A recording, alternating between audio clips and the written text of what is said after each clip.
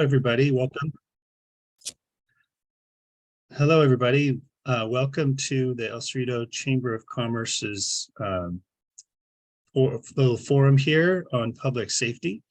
We've invited Police Chief Paul Keith, and I always want to call it something. I always want to call it code enforcement, but it's Neighborhood Preservation Officer Stephen Mello, to answer questions from the public, and our chamber members and business owners have submitted a number of questions ahead of time, but we're going to open it up to anybody, really. And I think before we get started on the Q&A portion, we have a small enough amount for people to go around the room and introduce themselves. Sure. Before we get started on the formal part of it. My name is Georgina Edwards. I work for the chamber. I'm glad to see you all. I'm going to choose Aisa next, and then you can choose somebody else, Aisa. Good afternoon. My name is Aisa Shuri. I work in the city's community development department, and specifically working on housing issues for the city. I sit right across from Stephen. We collaborate a lot as well with of course, the chief and his team, and I'm just happy to see you all, and I will turn it over to Jeffrey.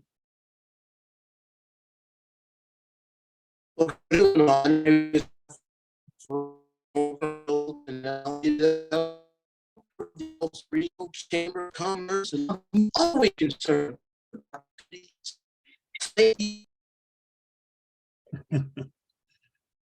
Jeff, it sounds like you might be struggling with your reception, but thank you. Yeah, it looks like he dropped off.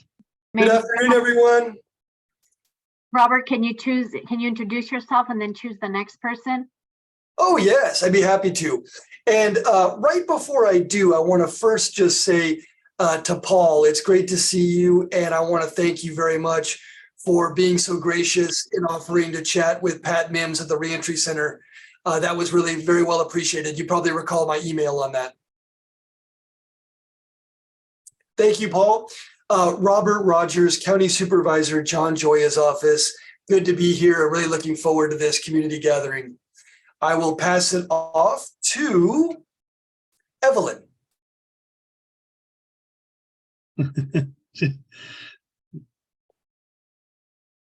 Not sure what it's being passed off to me for. Just introduce yourself. Okay, thanks.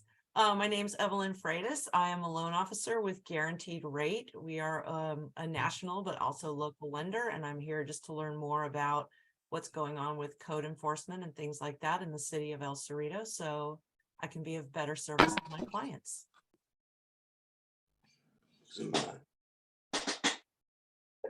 Then Russell, go ahead and choose the I'm next going to person, pass it on to Russell. Okay. Well, thank you. Hello, everyone. I'm Russell Doy. I live in El Cerrito, former board member of El Cerrito Chamber, and I work for Mutual of Omaha Mortgage, and I reverse mortgages. Basically, I'm here just to learn more about what's going on in El Cerrito, and just be better informed. How about Jan next?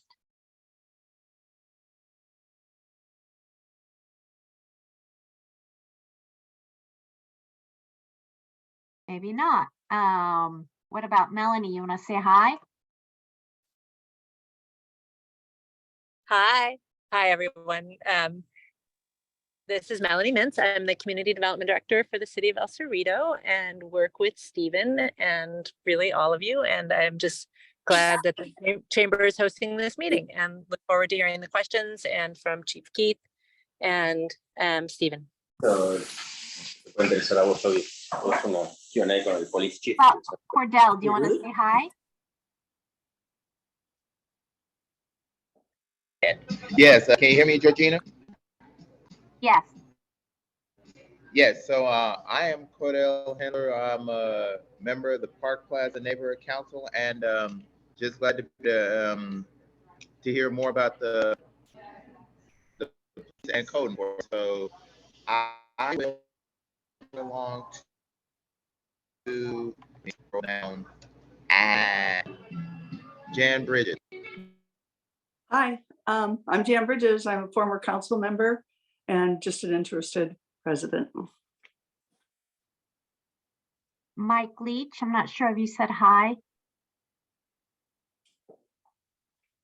We'll see if I can get a connection here. Yeah, with the power out, I relocated. So yeah, I know Steven works pretty hard, gets pulled in a lot of different directions. I'm here mostly to understand from a housing perspective, rental properties, and so some of the topics here look pretty intriguing.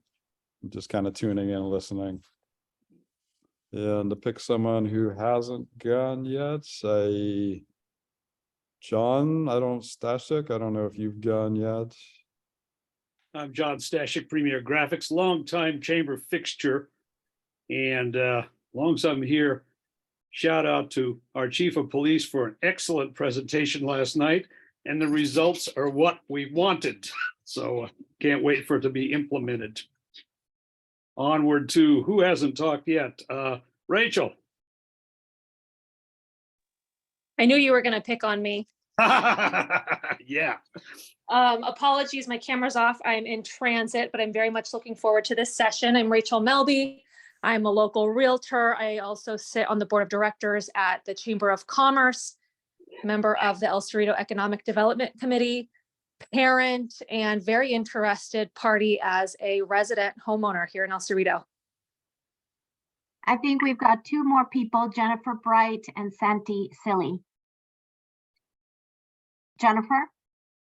Hi, I'm Jennifer Bright. I work in the Community Development Department with Stephen, Aisa, Melanie. Been here about 7 years and enjoying it.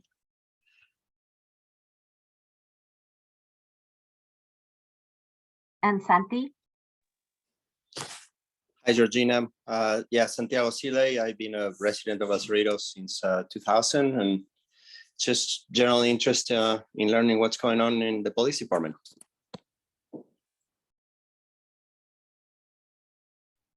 Welcome, everybody. I think, Kevin, next you're going to introduce our esteemed representatives.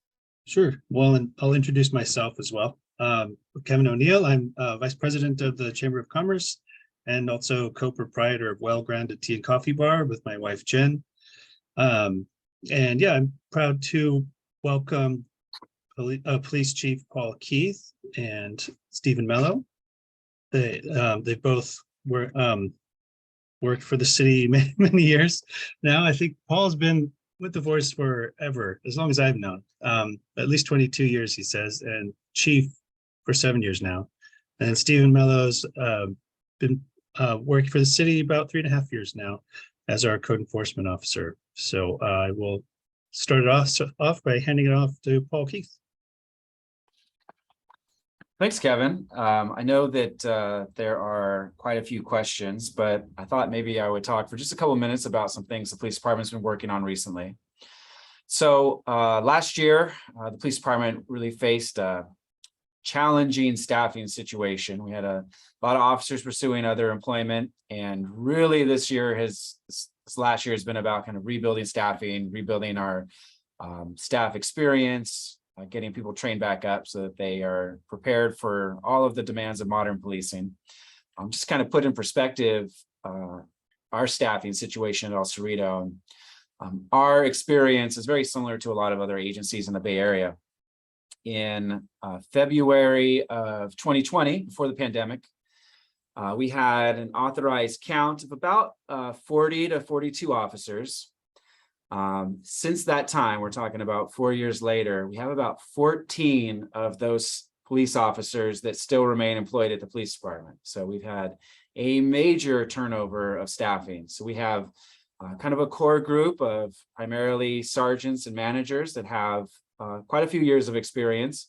And then we have a very young cadre of officers that are, many of them with 3 years or less of experience, learning the ins and outs of police work. And we learn things along the way. A lot of times you learn things from making mistakes. So we're definitely very forgiving of that, and we are a learning environment because we have to be. We have so many young officers learning how to do the job.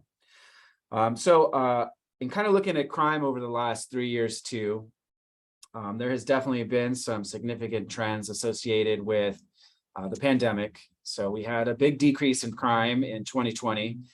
For those of you that are local business owners, you no doubt noticed that instead of people commuting off to work, people were everywhere in town, walking in town, bicycling in town, working out of their homes. And so we saw crime change as a result of that. Things like residential burglaries, which used to be a high frequency, significant crime in El Cerrito, declined significantly.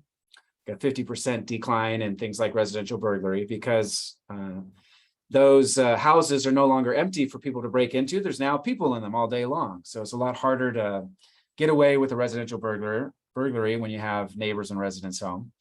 But at the same time, things like vehicle thefts, catalytic converter thefts, and retail theft increased, not only counter the reduction in residential burglaries, but in some cases increased prior to compared to our rates before the pandemic.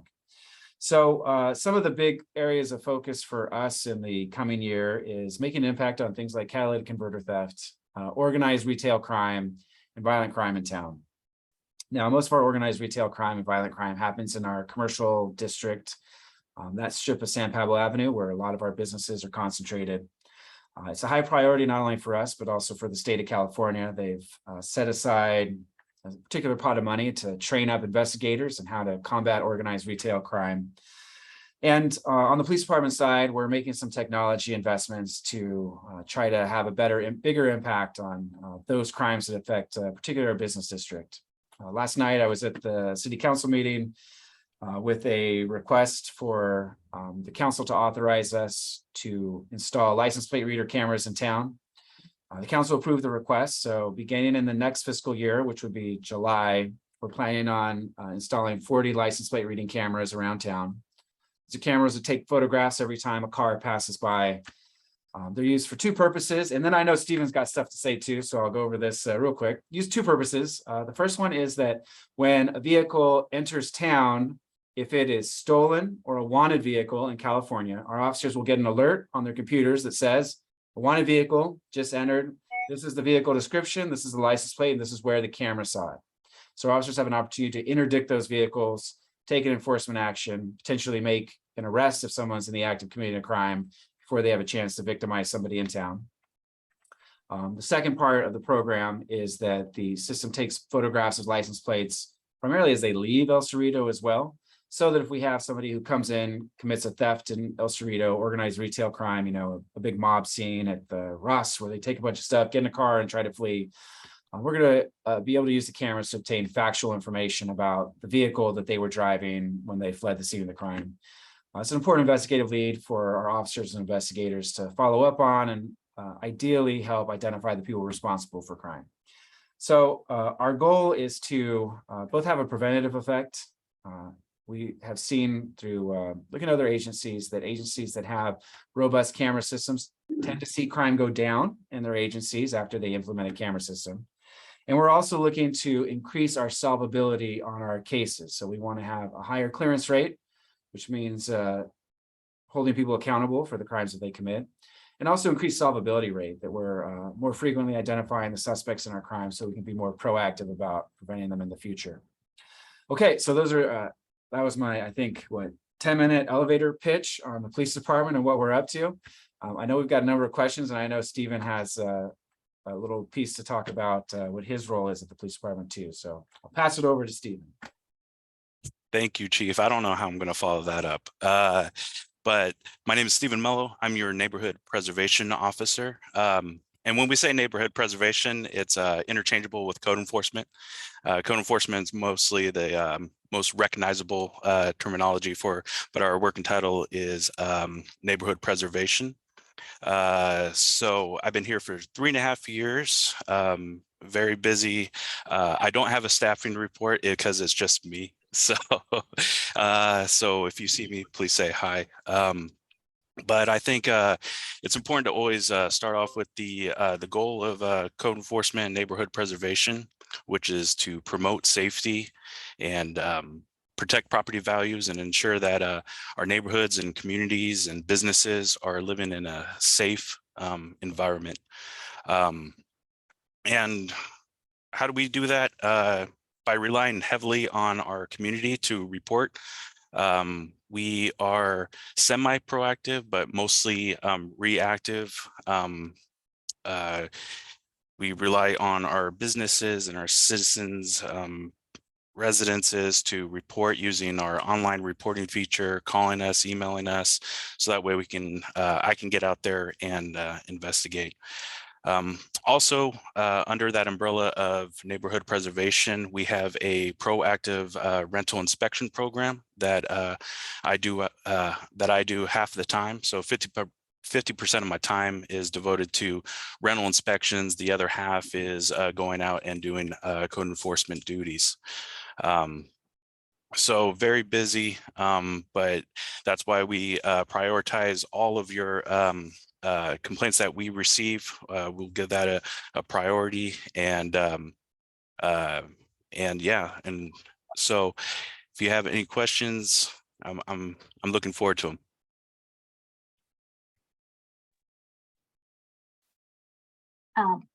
Thank you, guys. Chief, Are you I going to- believe you have some of the top questions that came in through the email. We also had a neat sort of survey that we did, so I'll pull that up. Maybe you can start on the questions and then we can open it up to other questions. Absolutely. So I think the number one was homelessness. And we can go there, homelessness, unhoused individuals.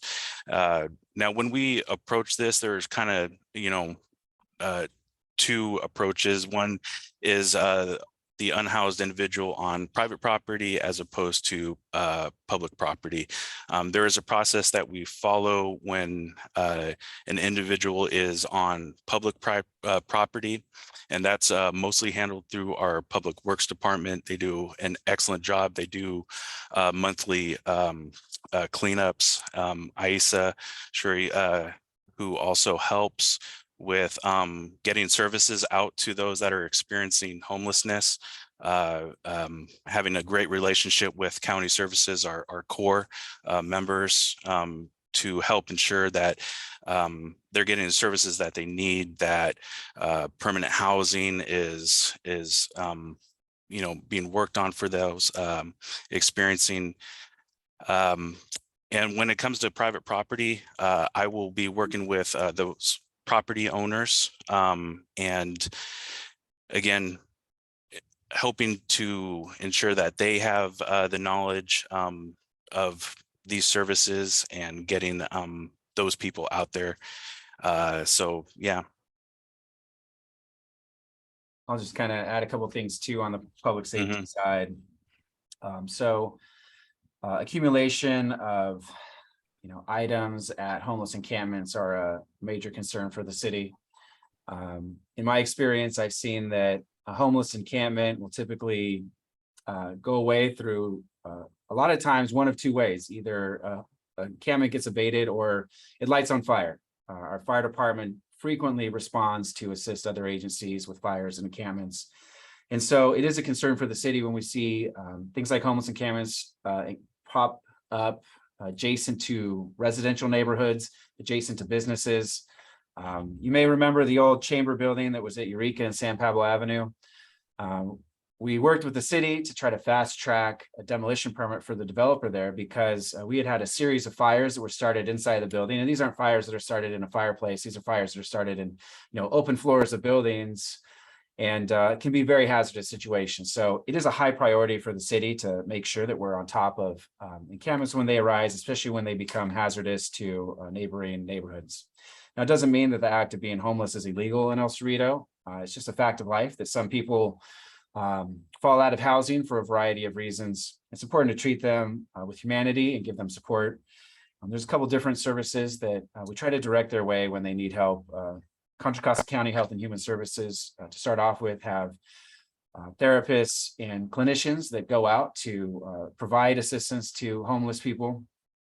They they say that it takes a lot of interactions in order for somebody to accept service. It's somewhere between 11 to 18 interactions before a typical person will say, yes, I need help, and yes, I'll accept help. So we always try to coordinate with them before we do any kind of abatement process. Now there is quite a bit of housing available at the county level.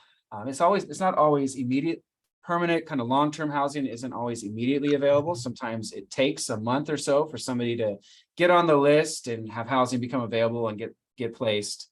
And people aren't always placed where they're unhoused. So if a homeless person is on the streets in El Cerrito, they may get offered a semi-permanent room in Pittsburgh, as an example, through the Home Key program. So it does require some flexibility on the part of a person who's experiencing homelessness to potentially have to move. But there are good pathways that the county has in place to move somebody from on the street into emergency housing, and then into semi-permanent housing, and then on to permanent housing with some support. The other thing that the county is ramping up currently is a program called A3. So that's anyone, anywhere, anytime. It's a mental health response program. It's a co-response with law enforcement. So basically this program A3 would get dispatched with a separate dispatch number, a mental health crisis number. I think it's 988. Somebody would call if they see somebody that's in mental health distress. A3 will send out a team of clinicians. The clinicians will assess the person's needs, try to connect them with support. If it's a person who is maybe suicidal or is demonstrating they maybe have a tendency towards violence from the caller, then they'll also coordinate with the police response to make sure the clinicians are safe. But the idea is that for most mental health calls, the clinicians will handle it without police officers being present. Kind of recognizing that the mission creep for police has gotten quite large. You know, it wasn't too long ago that police agencies were the primary agency to respond to a homeless encampment as well, and mental health crises. So we're trying to put the people that are specialized in the field into place so that they can help people, instead of just trying to use the police department as a solution to every problem.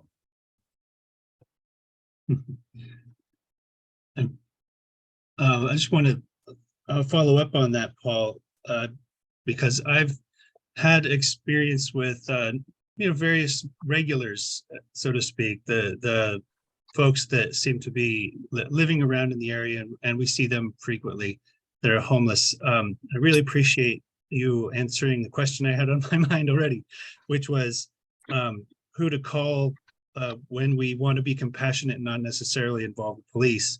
I'm really glad to hear that there's this A3 program coming out, because yeah, I think some folks, you can tell they're just like down on their luck. Some folks certainly have mental health issues. We've been able to help a person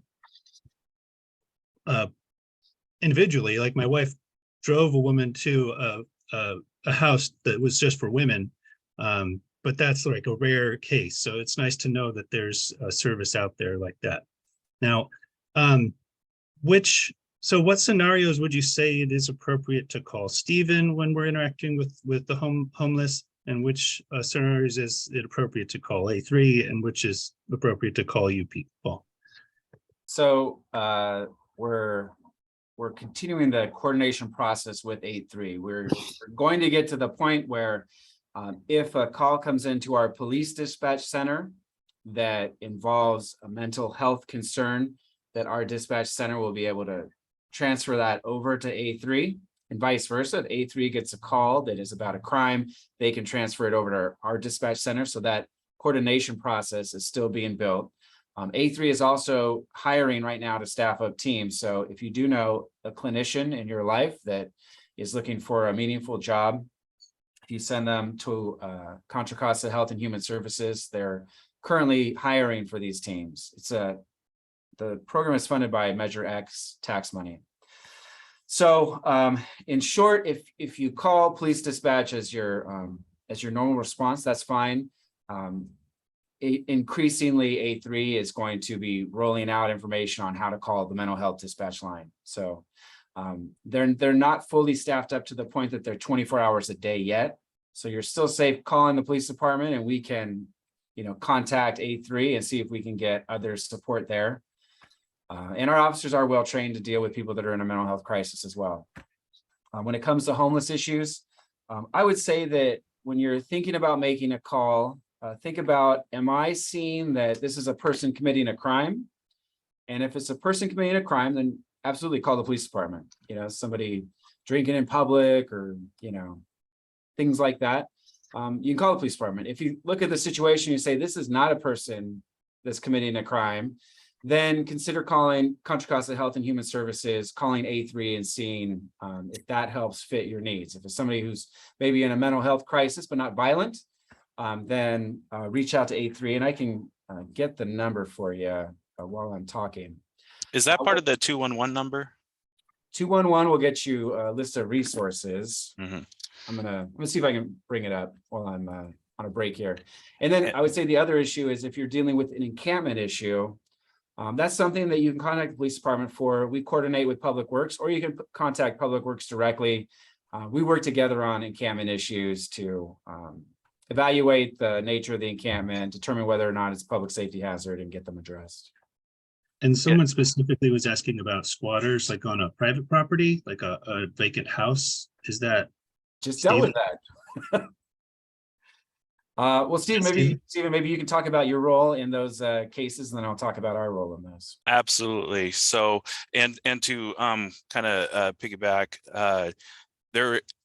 we do have an interdepartmental meeting that we have monthly where we are communicating, the different departments are communicating with each other because we do have a bleed over, you know, whether it's someone experiencing unsheltered on public property, they often go to private property.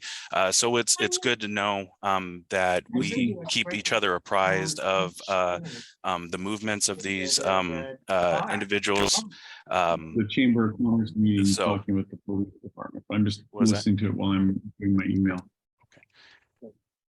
Yes. So yes, but yes. So we do communicate with each other, and we do monthly meetings. So just know that. So if you do report it to Public Works, it's likely that I'm also getting that information because I have certain responsibilities of communicating that information to the property owner and keeping them apprised too. When it comes to vacant properties and squatters, there are certain things that the police department will investigate because squatters and trespassing are two different things. I can let the police chief, you know, there's certain elements of a crime that he can explain. But if you are, of course, someone that's squatting inside a home, that's primarily a civil matter between that property owner and that individual squatting. But if they are creating hazardous conditions, we will intervene and investigate whether it's if they're bypassing, you know, the electrical panel or they're creating other hazardous conditions that are affecting themselves or the neighbors, then we will get involved. We'll work with you know, the courts in getting what we need done to secure that facility that they are habitating to ensure that their safety. But yeah, there are certain areas that the police and myself will coordinate on when it comes to squatters versus trespassing. Yeah, and the law does get weird with you know, a property that goes vacant for a long time and having somebody move into that property and just start taking up residence. So there are ways that, you know, somebody by the fact that they've occupied a property for a given number of years can kind of de facto become the owner if the property has been abandoned by its actual owner. So when it comes to squatters in town, frequently what happens if we get somebody squatting in a house is there's oftentimes other crimes that are getting associated with the act of squatting. A lot of times people maybe aren't paying their water bill, so we try to work with code enforcement as we evaluate the situation before us. If there's a way that we can address health safety concerns there and make an impact, we do that. One of the big things we have to do is try to locate an owner And it is a problem when there's absentee owners or owners that can't be reached. I was going to tell a quick war story that involves Stephen and the police department this last winter. So December into January, we had a house up on the Leneve Place, which is top of the hill, high rent district. We had a couple of squatters that moved in there, started taking up residence. Believe it or not, they were really trashing the place along the way. Neighbors were obviously concerned, so we went up there. We do try to tread carefully when someone has fully taken up residence. You know, they're getting mail there and everything, but we contacted the owner. The owner was basically had the house vacant temporarily as they were preparing to have the house remodeled and then put up for sale. So the owner definitely didn't want the squatters there. In our contacts up there, one of our officers noticed that there was a suspicious car up there. It had dealer plates on. They could see it from a publicly accessible way, and that was suspicious. You know, if anybody drives around California right now, you know that there's paper plates that have a number on them, and then there's the dealer plate they have on at the dealership that says what dealership it comes from. If you're driving around in California with a dealer plate on these days, and you're driving around like a criminal, because they don't sell them like that anymore. So our cop said, well, that's weird. He contacted that dealership, found out that a Jeep Cherokee that looked just like that one had been stolen within the last 2 weeks. So we went back up there, put together a case on possession of a stolen vehicle. It was in fact the same car. We ended up making arrests. The DA ended up not filing charges. So the two residents got released right back out, went right back to the house. But along the way, our officers started doing more investigation, found out that these two people were involved in mail theft, possession of stolen property. There was a whole kind of criminal enterprise getting run out of the house. We built a much better watertight case, went back up there with search warrants, and ended up taking them both into custody. Along the way, the owner had an opportunity to come back in and kind of reclaim ownership of the house and secure it, so against future intrusion. So that was a win, but I can tell you these cases can be very challenging when you have a squatter. The important thing is to develop relationships with your neighbors. You know, try to keep up on business owners around you that may have a business go vacant. Same thing goes in our residential neighborhoods. Know your neighbors, know who the owner is. You know what's happening with your neighboring properties so that you can act early if it looks like something problematic is going on. But it is challenging. Oftentimes a property owner will have to get an eviction on somebody who's taken up residence and is squatting. So that can be anywhere between a few days process, depending on the urgency of it, or up to a month for a property owner to have somebody properly evicted. Thank you, guys. Thank you. I'll just move on to the next submitted question because it's kind of related, but not necessarily exclusive to homelessness. Dumping trash and litter, it's everywhere and disturbing and sad. And I don't know if you guys noticed my plug here for one of our chamber members, but I would recommend using a licensed junk hauler instead of some random person who may be taking your junk and then just dumping it in somebody's neighborhood. But anyway, what can be done and who do we call? Absolutely, yeah. And that's probably one of our most top complaints that we receive in code enforcement. It just comes with the job. And so the first thing is to distinguish whether the trash and the litter, or if it's discarded furniture, is public property versus private property. If you don't know, give me a call. We can look that up. It's super simple. So don't stress on, oh, is this public or private? If you see it, report it to our maintenance department, or you could report it to me, and we work with each other daily on identifying the exact location. If it's on public property, then our maintenance department does an excellent job of, and they're so responsive and getting discarded furniture out of the way. But when it comes to private property, it is more of a challenge working with the property owners that have vacant properties, because it is just a prime target for dumping. And that's why we are I'm working to enhance our vacant ordinance that we have here in our municipal code. Right now, it's only a simple 3 lines, just make sure that the vacant structure is secure and free of debris. But we want to get owners more involved. We want them to be more proactive and responsive.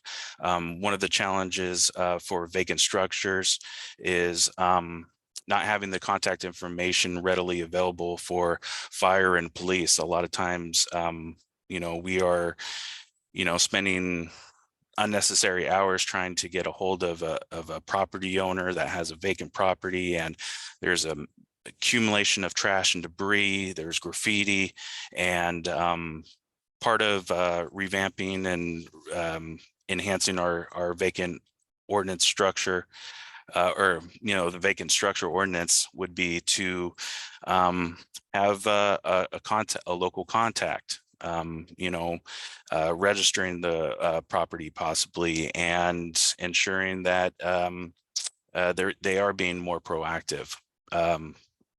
So yeah, if it comes to private property, public property, give us a call. We have an online reporting feature. You just type in the location, and you can snap a photograph.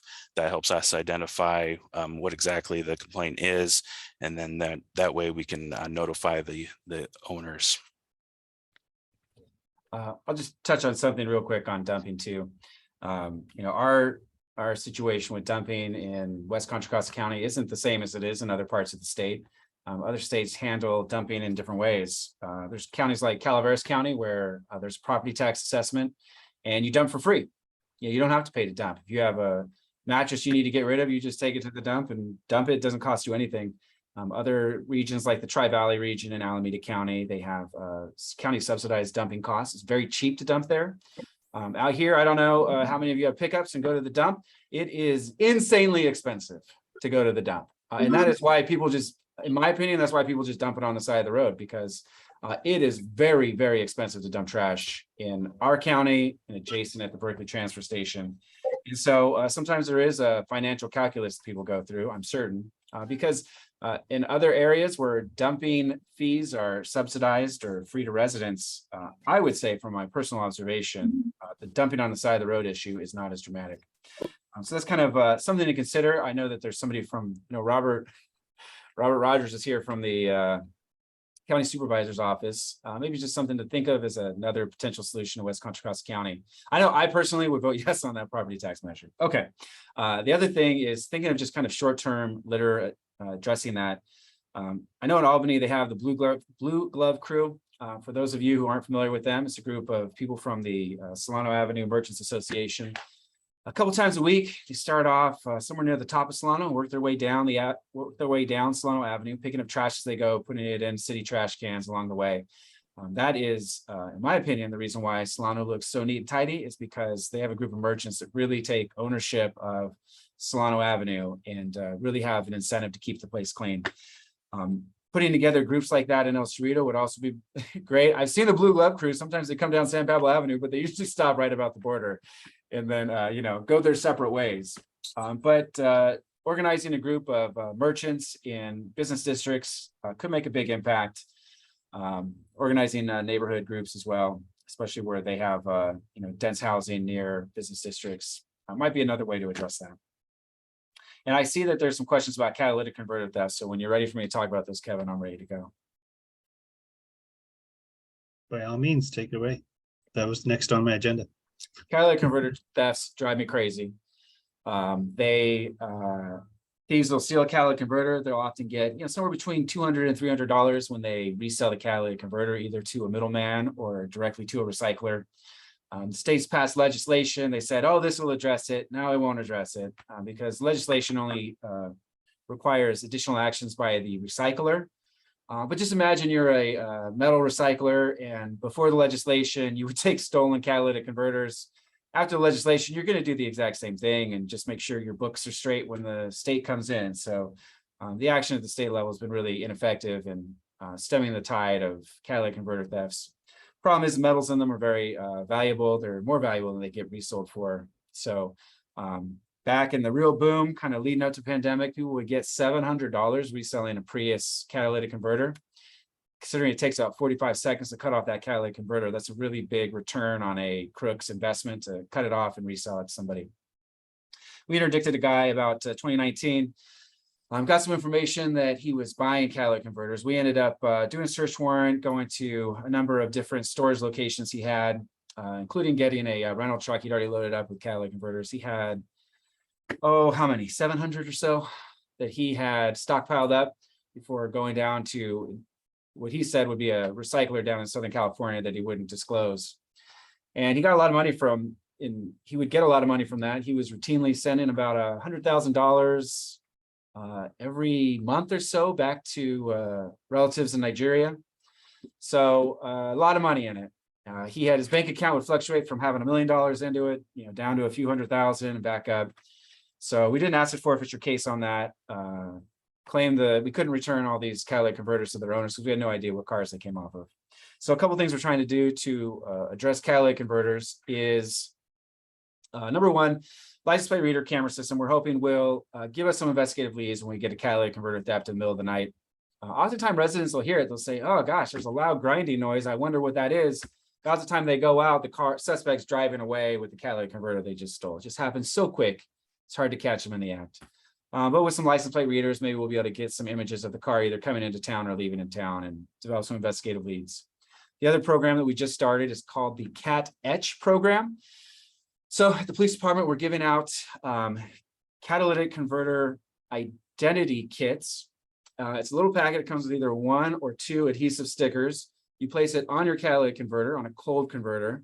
You paint it with an acidic compound that will etch a serial number into your catalytic converter, and then you register that serial number with the company. If we come across a cut one, we'll be able to take a look at it, follow up on that serial number, and identify who the owner of the catalytic converter is, and then that person can say, "I want prosecution," and we can actually get the person prosecuted. What happens right now is we'll stop some guy. They're typically a tweaker. They're typically in the methamphetamine usage category, and they'll have 6 catalytic converters in their trunk. The new changes in law don't mean anything for them. It's hard to prove that they're stolen because we don't have victims. We can't match them up to a victim's car. And so the district attorney just will not file charges on them. We'll arrest we have to arrest them in the act in order for the DA to consider filing charges. If we get somebody with a bunch of catalytic converters in a trunk, they will not file charges unless we can identify an actual victim. So we're starting this program. We have about 400 stickers to give out. We are happy to buy more if it's a popular program. We've already given out about 60 to 70 since we started it last week. If you know people that have a Toyota Prius, for heaven's sake, send them our way. We'll give them a sticker if they live in El Cerrito and they can go out and put it on their car. There is a preventative component of it too. You put a sticker in your window saying this car is protected by Cat Etch. Hopefully that'll help them. I don't know if that'll help them, but maybe we can at least return their catalytic converter to them and get it reattached to the car, because it costs about $2,000 to $3,000 to get these things back on. It takes about 6 months. There's like a 6-month backlog to even get a catalytic converter for a Prius. It's a nightmare essentially. The only positive thing on the horizon, I guess, if you can think about it, is that 2035, all these cars aren't going to be gasoline cars anymore, and catalytic converters will be a thing of the past at some point. But between now and then, we want to try to do a better job of holding people accountable, and it's probably our best tool to do that until the state takes some actual significant action to require serial numbers on catalytic converters that are connected with VIN numbers. When I'm instantly thinking we should be talking to our chamber members who are mechanics, or like oil changers who are interacting with vehicles more frequently than anybody else, that they would be a great point of contact with drivers to promote that program. All right. Let me think here. We've got another question about traffic violations. And then after that, I think. Sorry for Russell's question. You can just come to the police department for those stickers. We've got them at the front counter. So as long as it's during business hours, we'll be able to help you out with that. Yeah.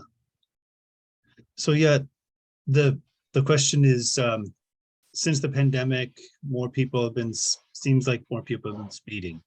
and running through stop signs. Sounds like this camera program might be able to help with that. But do you want to speak on that at all? I mean, you don't have Purdy around to be. That's right. I think but- with Steven, can you handle this one? How are you gonna raise the speeding tickets? I just point my finger on the corner. Yeah. So definitely during the pandemic, people's driving habits took a turn for the worse.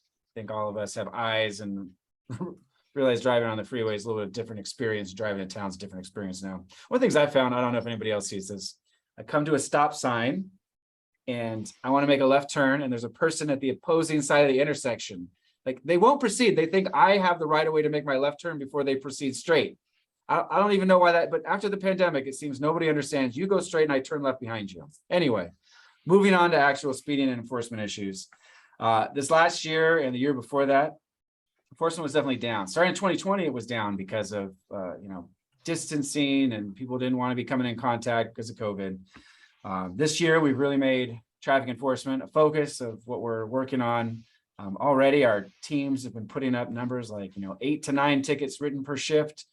So that's a massive improvement over last year when I was looking at maybe 1 ticket getting written. It's hard when you're in training mode to really sustain traffic enforcement operations. The other challenge we have with speed enforcement in particular is that when I gave you those numbers of the staff changeover, a lot of those people who left were people that were certified to use a radar or LiDAR device for speed enforcement. We have to get people trained back up in that specialization so that they can conduct speed enforcement with a radar or LiDAR gun in town, which really is the most effective method. The other thing that we're working on with the city is that there is some background support that needs to go on to have a successful speeding program. You have to have streets surveyed by engineers to develop the right speed limit. So that is a constant process. Some of our streets are a little behind, so we're working with Public Works to allocate the funding to get street surveyed so that we can defend tickets when we issue them for speeding violations based off of an engineer's expert opinion. So we're working on it. We're just when I was taking a walk with the dog on Friday, I saw a group of our cops. This is a heads up to everybody on here. A group of our cops were at Shevlin and Mosier, shooting radar up Mosier at Shevlin, and they wrote about 9 or 10 tickets that day. Top speed was 51 miles an hour coming down that section of Mosier, which is not quite catching air off the bumps, but close to it.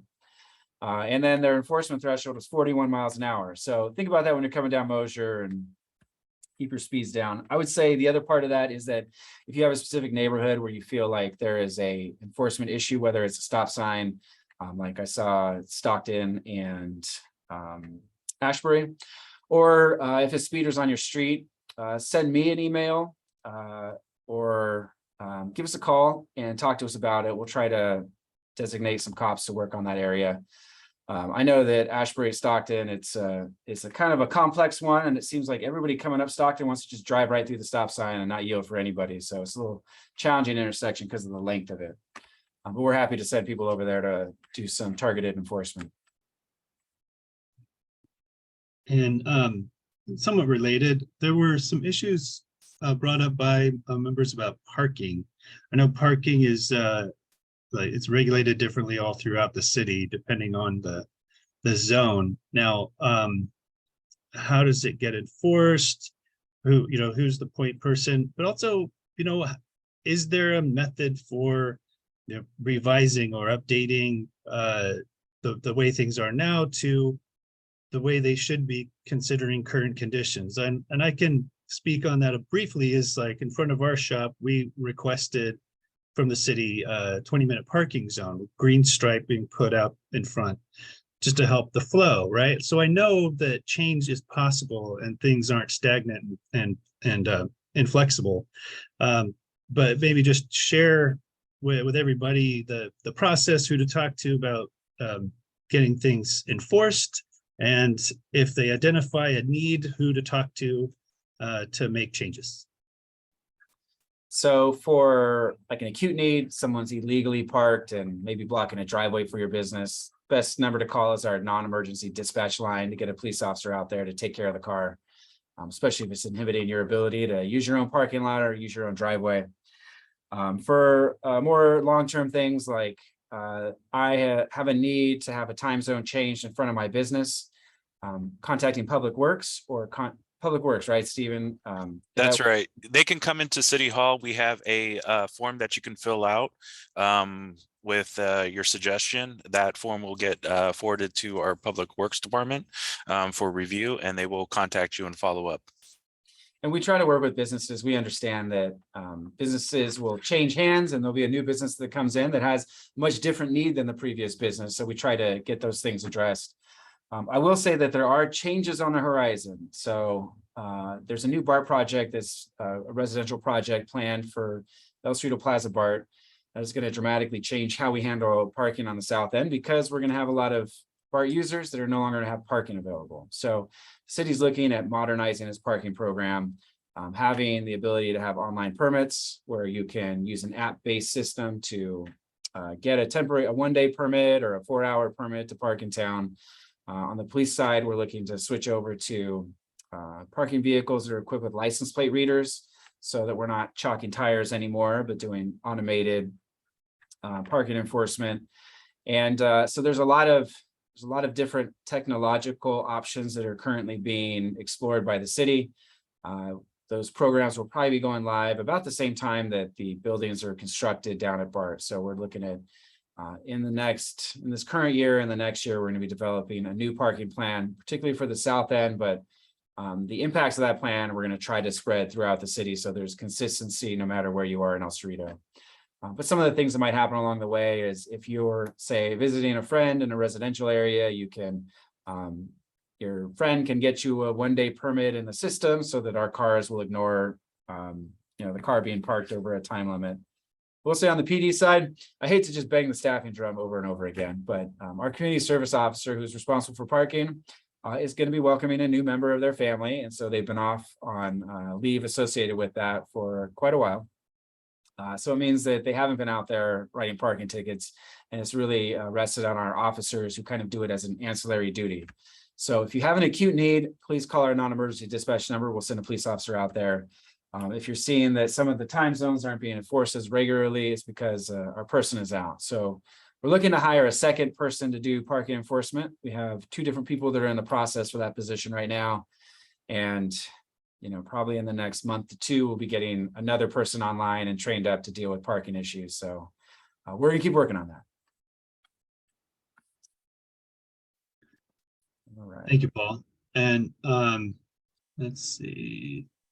Now, I think that's all the questions that were submitted ahead of time, except perhaps the one submitted today about key Performance indicators. performance indicators. Yeah. And that was a question to Chief Keith, yeah, about your key performance indicators for the department. Okay, so we How you do look at a number of things. We've got a dashboard that we use. Let me just bring it up so I can kind of list through some of the things that we keep track of. Obviously, the crime rate is the biggest thing. For me, the effectiveness of a police department is really based on their ability to prevent and address crime. So we keep track of crime on a year-to-date basis and on an annual basis. But there's a lot of other things that we look at too. We look at how many reports our officers are taking, how many abandoned vehicles we're towing. We have a lot of categories that we keep track of for agency health. How many arrests the agency is making, are they going up compared to last year or down? Each of the different categories of crime, we keep track of injury and non-injury collisions, things like DUI arrests and DUI collisions. So there are a number of things that we look at. When it comes to tickets, as an example, we're not only just looking at tickets to see, what is the production level of our officers, but on an annual basis, we also, on at least an annual basis, we also look at what are the demographics of people that are receiving tickets. What are the big categories that they're receiving tickets for? Are these the tickets that we're issuing? Are they in line with regional demographics to see if there's indications of bias going on in our ticketing trends? So there's a lot of stuff that we look at. When we look at crime, just as an example, we do an annual goal setting session where we look at kind of crime trends we've seen in the past year and develop some agency goals going into the next year. So when we set agency goals, that provides flexibility to our staff to develop specific strategies to address them. Goals this year focus on violent crime, both primarily in our business district, which is where it happens, making an impact on catalytic converter thefts, making an impact on drunk driving, and then also making an impact on organized retail crime. So we try to hit categories that every element of the police department can make an impact on. When it comes to drunk driving, I have to say in the last year, drunk driving seems to be increasing. We're having a lot more drunk driving related crashes. And so we're really trying to train up our new officers to stop a drunk driver before they crash into town, get them while they're driving through. I have to say for a couple of years, especially leading up to the pandemic, drunk driving arrests were going down, drunk driving crashes were going down, really associated with the use of, associated with the use of apps like Uber and Lyft. People had other options that they were comfortable using to avoid having to drive home. It seems like something happened in the pandemic where people just said, forget it, I don't want to do that anymore. Maybe it has to do with affordability of the services, but a lot more people are making the decision to get behind the wheel after drinking. So that is a good category that we focus on. And for me as a chief, drunk driving is important. I know a police cadet, a police explorer that used to work with us who was killed in a drunk driving crash. And I imagine if we went around the room here and had everybody raise their hand, if you knew a friend or a loved one or somebody who had been killed by a drunk driver, most of us would raise our hands because that's just the nature of how this crime impacts our communities. So it's an important priority for me as chief. So I hope that kind of gives you an idea of the variety of different things we look at. If we see a big decrease in arrests over a year, we want to know why that happened. Is that an impact on how we responded to crime? Do we make changes that had an impact on arrests? So I'm a very inquisitive person, and I like to use statistics to as an indicator of areas we need to explore more deeply when we see big variations. Kevin, I know we just have a couple of minutes. Perhaps there's somebody in the room that has a one last burning question. I got one. Go for it, There John. you go, Chief. What can be done what should a business owner do with regards to this constant shoplifting, larceny mess that involves Safeway, Walgreens, but also a lot of smaller businesses up and down the avenue? What is their best technique outside of just shooting somebody that to try and stay in business and try and cut the losses going out their door? I would say for some of the businesses that have more frequent flyers, be really proactive about who comes in your business. Just as an example, we've had incidents where you get the same thief that comes in day after day and steals something. It is absolutely acceptable for a business owner to say, you're not welcome in our store, and to interdict them before they have a chance to steal. I had one case like that where they called us and said, we think he's about to steal, and we get there and they said, well, actually, the guy wants to buy it today, so he can buy it today. He doesn't plan to steal today. So today he's a customer, but for the last week, he's been a thief every day. So it's developing some consistent policies, especially if you're managing one of the larger stores. For a small retailer, just really be vigilant on behavior of people coming into your store. We get just an example over in Albany on Solano. They've had a recent series of evening burglaries, commercial burglaries, where crews will come in, smash through a window, get in, and then just clean out all the high dollar merchandise, to the point that a couple of the merchants are on the verge of going out of business over there because they can't afford to take a hit like that. Our residents think that, insurance will just cover all of that. So it's a victimless crime, it's just an insurance company, but that's really not the case. Insurance will cover some portion of it, but they oftentimes won't cover the whole loss. So making sure people get the word on that too.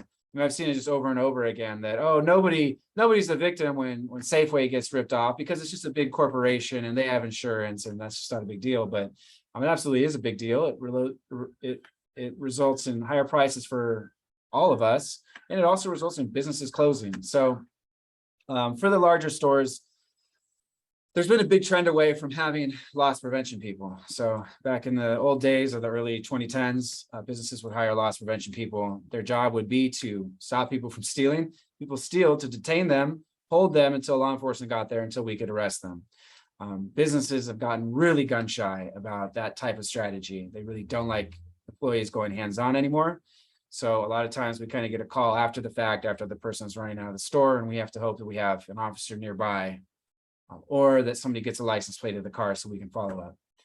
So taking ownership, being thoughtful about your store security. Camera systems are very cheap these days. They can help provide us with important information and help lead to the identity of somebody. When it comes to theft, think about your high dollar merchandise and how you might have it secured, putting it behind, maybe not just glass, but something that's maybe unbreakable. We were just talking with the San Ramon chief this morning. They had a very high dollar jewelry store get hit in San Ramon. It's a very coordinated action by about 11 people total. They had 4 different getaway cars, getaway drivers. 7 people went in with sledgehammers, stole all kinds of jewelry. License plate readers helped identify the people responsible. They have 1 person with a warrant for their arrest right now. People are also using sophisticated means. They're going in groups. They're switching out license plates. License plate readers can still help with that. In case of San Ramon, they switched license plates in Walnut Creek. Well, Walnut Creek also has LPR. So they said, okay, this is the car that got the license plate switched. What license plates did it have when it came into town? They were able to link back to see who the actual owner was. So agencies working together is important. It's not easy. My goal is to make El Cerrito, hopefully through effective use of our LPRs, an unfriendly place for people to rip off our stores. I want El Cerrito to have a reputation for holding people accountable when they steal from our businesses, because I want to make sure that our businesses have a good environment where they can thrive. And both big and small. I mean, small businesses can be catastrophic when they get hit. Very true.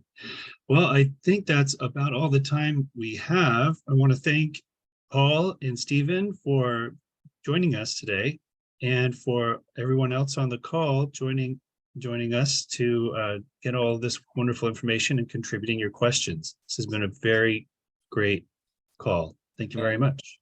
Ed, I saw your question about Tulare. I got to review the case. I'm kind of looking it up right now. So I don't have an immediate response for you on that one, but I will look into it. If you want to follow up with me with an email, I can put it right here in the chat. And while Chief's doing that, thank you so much for having me.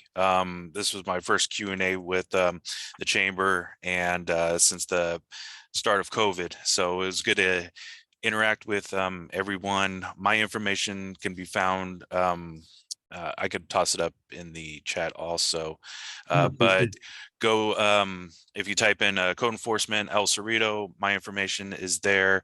There you could find the online reporting, or you can email or call me, and you will be assigned a code enforcement case number, and you can also follow your case online through our eTrackIt website.